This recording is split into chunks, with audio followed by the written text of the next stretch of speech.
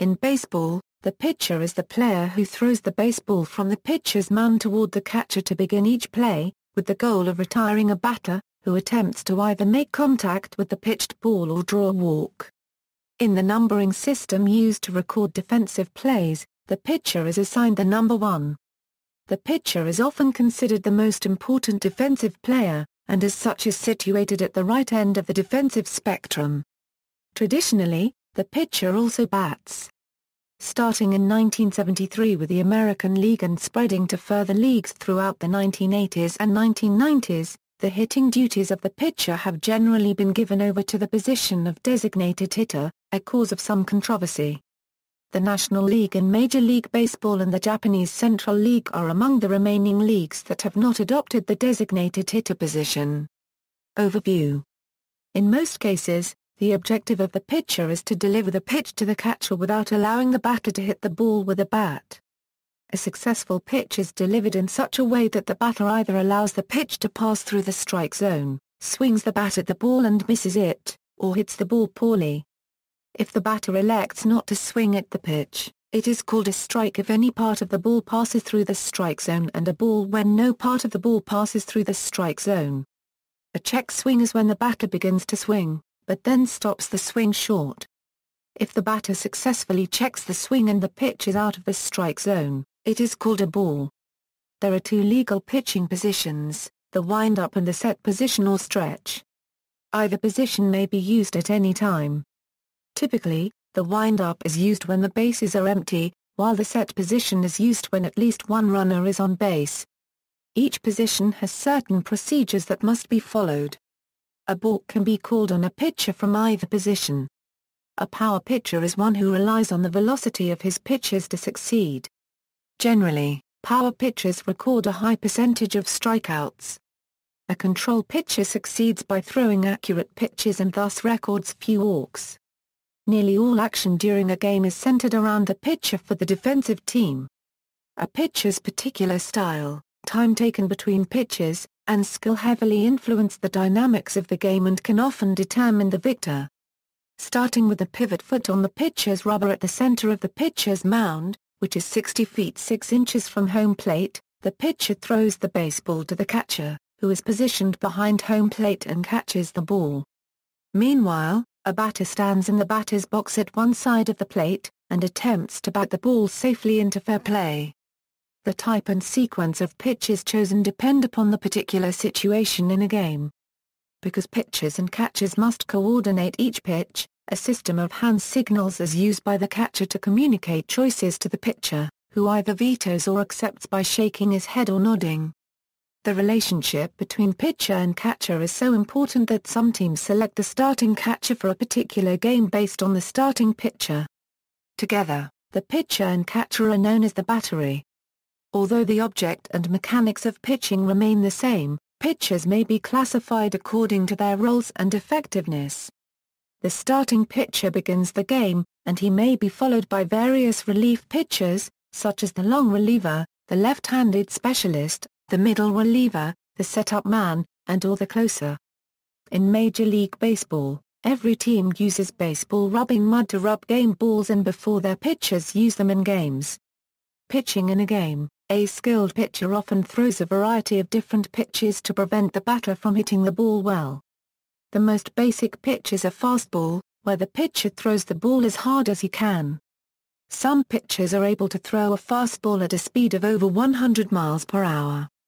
Other common types of pitches are the curveball, slider, changeup, cutter, sinker, screwball, forkball, split-fingered fastball, slurve, and knuckleball. These generally are intended to have unusual movement or to deceive the batter as to the rotation or velocity of the ball, making it more difficult to hit. Very few pitchers throw all of these pitches, but most use a subset or blend of the basic types. Some pitchers also release pitches from different arm angles, making it harder for the batter to pick up the flight of the ball. A pitcher who is throwing well on a particular day is said to have brought his good stuff. There are a number of distinct throwing styles used by pitchers. The most common style is a three-quarters delivery in which the pitcher's arm snaps downward with the release of the ball. Some pitchers use a sidearm delivery in which the arm arcs laterally to the torso.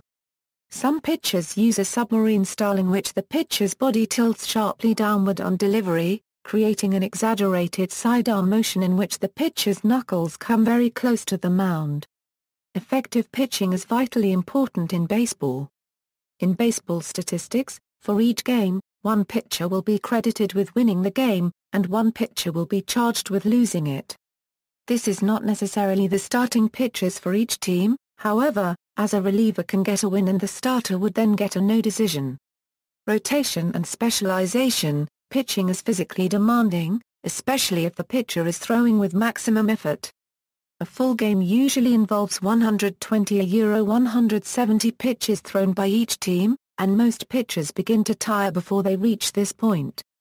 As a result, the pitcher who starts a game often will not be the one who finishes it, and he may not be recovered enough to pitch again for a few days. The act of throwing a baseball at high speed is very unnatural to the body and somewhat damaging to human muscles. Thus pitchers are very susceptible to injuries, soreness, and general pain. Teams have devised two strategies to address this problem: rotation and specialization. To accommodate playing nearly every day, a team will include a group of pitchers who start games and rotate between them, allowing each pitcher to rest for a few days between starts. A team's roster of starting pitchers are usually not even in terms of skill. Exceptional pitchers are highly sought after and in the professional ranks draw large salaries, thus teams can seldom stock each slot in the rotation with top-quality pitchers. The best starter in the team's rotation is called the ace. He is usually followed in the rotation by 3 or 4 other starters before he would be due to pitch again. Barring injury or exceptional circumstances, the ace is usually the pitcher that starts on opening day. Aces are also preferred to start crucial games late in the season and in the playoffs. Sometimes they are asked to pitch on shorter rest if the team feels he would be more effective than the 4th or 5th starter. Typically, the further down in the rotation a starting pitcher is, the weaker he is compared with the others on the staff. The 5th starter is seen as the cutoff between the starting staff and the bullpen. A team may have a designated 5th starter, sometimes known as a spot starter, or that role may shift cycle to cycle between members of the bullpen or AAA starters. Differences in rotation setup could also have tactical considerations as well, such as alternating right or left-handed pitchers, in order to throw off the other team's hitting game to game in a series. Teams have additional pitchers reserved to replace that game's starting pitcher if he tires or proves ineffective. These players are called relief pitchers, relievers, or collectively the bullpen. Once a starter begins to tire or is starting to give up hits and runs, a call is made to the bullpen to have a reliever start to warm up.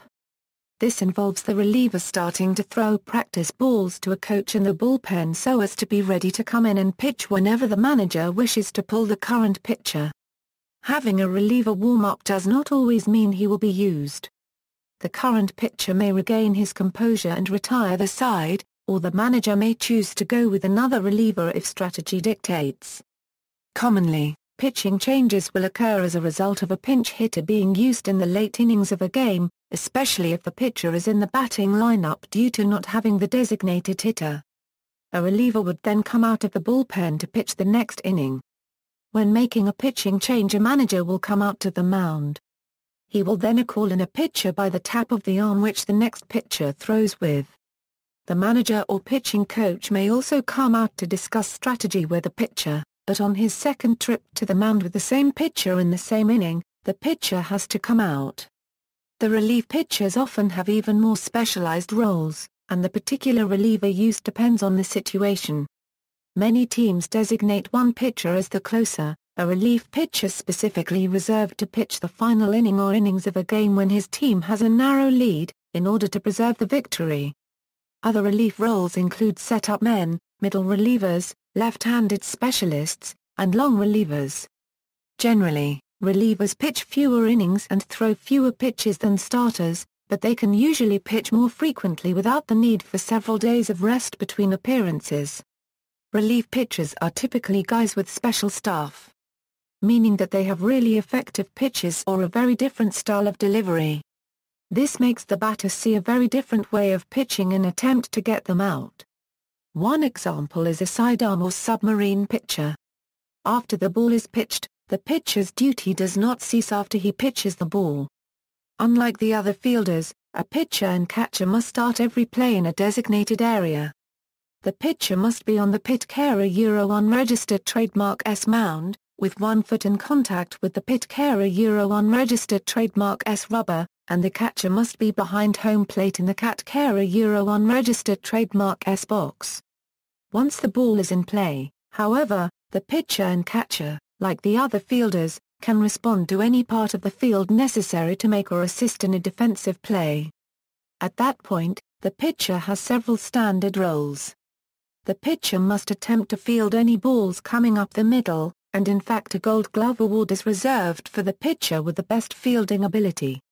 He must head over to first base, to be available to cover it, on balls hit to the right side, since the first baseman might be fielding them. On passed balls and wild pitches, he covers home plate when there are runners on. Also, he generally backs up throws to home plate. When there is a throw from the outfield to third base, he has to back up the play to third base as well. Pitching biomechanics. The physical act of overhand pitching is complex and unnatural to the human anatomy. Most major league pitchers throw at speeds between 60 and 100 miles per hour, putting high amounts of stress on the pitching arm. Pitchers are by far the most frequently injured players, and many professional pitchers will have multiple surgeries to repair damage in the elbow and shoulder by the end of their careers.